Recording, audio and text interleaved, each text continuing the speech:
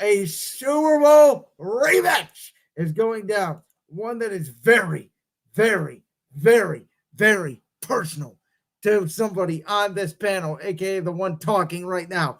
The Philadelphia Eagles, who got called for a phantom holding call at the end of Super Absolutely. Bowl 57. Look for revenge on the almighty Patrick Mahomes, the Kansas City Chiefs at Arrowhead. And I ask, ladies and gentlemen, I ask the football gods this. Football gods, why in heaven's earth did you decide to give out of all teams a bye week? And I know we're on our bye week too, but why out of all teams that you wanted us to play Kansas City, did you have to give them their bye week where Andy Reid has almost never lost on his bye week coming into this matchup? Well, football gods, thank you for the question, and I'm here for the answer. The Philadelphia Eagles are going to end that streak Monday night because they're going to outrun the Kansas City Chiefs. This is going to be not very similar to the Super Bowl. This is going to be a little bit of a more low-scoring game. This is going to be a 27-20, 27-23 as opposed to 38-35. DeAndre Swift is going to get involved.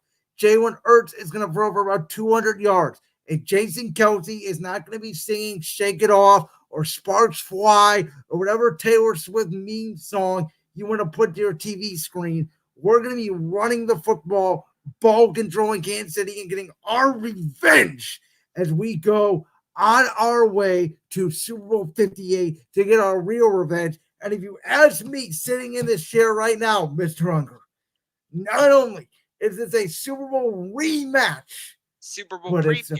But it's also a Super Bowl preview. Oh, wow. See, I got so upset, I knocked the webcam off my computer because this is what the Kansas City Chiefs do to me. Here we go. Okay. Go ahead. Well, okay. Well, the Chiefs have been getting a lot of favorable calls from the refs this season. You know, you could point to the Minnesota game. They definitely got ref favoritism in that one. They definitely got ref favoritism in the Sunday night game against the New York Jets. And they got ref favoritism in the Super Bowl against your Philadelphia Eagles because that was not a holding call. I don't know what the ref saw. Here, I have a theory. Maybe that was the same ref who forgot to call the pass interference call in the Rams-Saints NFC Championship game from a couple years ago. I bet that's what it was. It was not.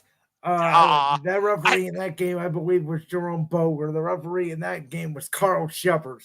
Darn it. I was trying to make a connection there and have a little bit of fun with it. But no, you're not gonna have fun with it. If only you could have seen my face. If only you could have heard my reaction from where I was. I was in the same household, but I was not in the same location in the household as I am sitting right now. But you could have heard me from my basement all the way to Australia that night, February 12th, 2023. I was rooting for the Eagles in that game. I'll tell you that. The reason I was rooting for the Eagles is because people were expecting the Chiefs to get to the Super Bowl last season. I don't know many people that were expecting the Eagles to. Except yours truly, because I said that team going in felt like the 2017 Eagles. Second-year starter, Jalen Hurts. New wide receiver additions. Sub out Alshon Jeffrey for A.J. Brown. You add Devontae Smith. You add the additions they made on defense. James Bradbury. I said this team felt like a legitimate Super Bowl contending team. Okay, and that's fair. But I didn't hear a lot of that from around me and stuff. So I was rooting for the Eagles because I thought it would be the cooler story of them kind of coming out of nowhere to go on the Super Bowl run and have the season they did. But talking about this game, I wonder how much the loss of Dallas Goedert is going to factor into this game. Yeah, it's unfortunate, and it sucks that Cowboy defender had a pull on his arm. It was a legal tackle. I don't like, but I understand why the position he was in. I still don't like it, obviously. We lose Dallas Goedert. I will say this. Jack Stoll is a very good blocking tight end. Grant Katera coming out of concussion protocol. He's more of a receiving tight end. He will help a little bit. But I understand your question, but I'm going to fire it back with this. The Go ahead. biggest addition to the Eagles offense this week, the loss of Goddard, I think will be noticeable. But the return of Cam Urges at right guard. Remember that name, Cam Urges at right guard. He was a second-round player the Eagles drafted to play center to replace Jason Kelsey. He has been the starting right guard this year. He was missed over the last month, and Jack Driscoll and Steele were not the answer. I think the Eagles get back to their running game, which they have not done a lot in the last few weeks, partially because Cam Urges is a lot better in the run game than Tyler Steele or Jack Driscoll have been, and that is the difference. The Eagles were averaging 70 more rushing yards a game with Urges in versus when he wasn't. Okay. Looking at the Eagles' defense, I understand that you have Fletcher Cox. I understand that you just acquired Kevin Byard. You have Brandon Graham. You have James Bradbury. You have all these guys. But the key player for me in this game, particularly, Hassan Reddick. Should have been the defense, in my opinion, last year, should have been the defensive player of the year. Okay. Led the league in sacks, made an impact on every single game. He struggled the first 4 weeks of the season because he had a cast on his hand. He had surgery late in the offseason. Since he's gotten that cast off, him and Josh Sweat, don't forget about Josh Sweat either. Josh Sweat is the third most pressures in the NFL this year. I agree with you. Those two on the edge, getting out from Mahomes and getting him on the freaking ground instead of the Super Bowl is the difference in this game. And I don't care what you guys hear. If you don't like the swearing in this segment, deal with it. Do you think the Eagles will put Hassan Reddick on Travis Kelce in this game? No, 0%. 0%. Hassan Reddick is not, he's listed as a linebacker, but he is not a linebacker. Okay. He's one of those 3-4, 4-3 edge linebacker like players that is strictly an edge player. Anthony Moreau, Zach Cunningham, and I think Kevin Byard. And you could see Slay potentially as well. But I think those are mostly the guys that will cover Kelce. My concern for the Eagles, and we'll see, is slot corner. Bradley Roby, who they signed in the middle of the season, is now back after a concussion. He is going to be in the slot. Can he help, which has been getting dominated by the likes of CeeDee Lamb and Garrett Wilson and other wide receivers they have played over the last month? Well, here's the thing. The Chiefs don't really have a definitive, great, or even good wide receiver. They just have they don't. Average wide receiver. So I'm really I get the greatness of Patrick Mahomes. I do.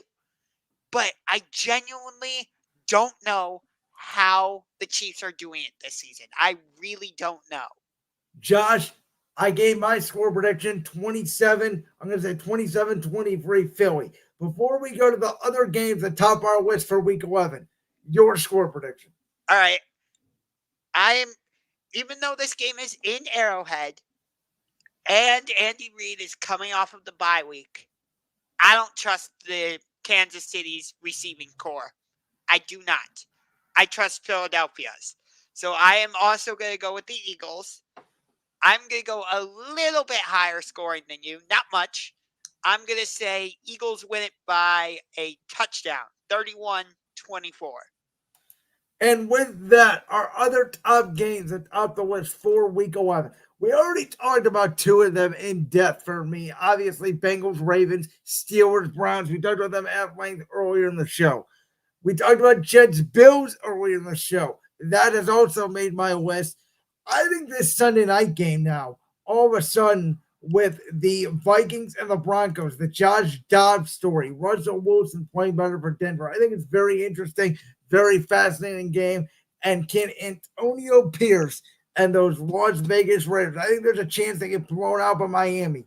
But can they stifle the Dolphins? Does Antonio Pierce put together a game plan? Miami coming off a bye to struggle and to rattle Tua Raiders Dolphins is the fifth and last game that makes my list this week. Okay, so this is easy.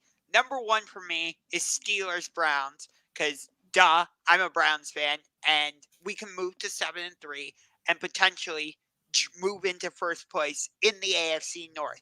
So that one's obvious. Number two, the other AFC North matchup, Bengals Ravens.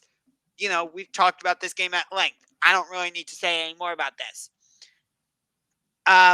Number three, this one might surprise you a little bit, but those Tampa Bay Buccaneers against the San Francisco 49ers.